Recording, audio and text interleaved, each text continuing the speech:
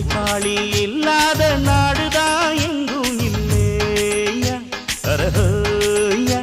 அவன் உழைப்பாலே பிழைக்காத பேருதான் எங்கும் இல்லையா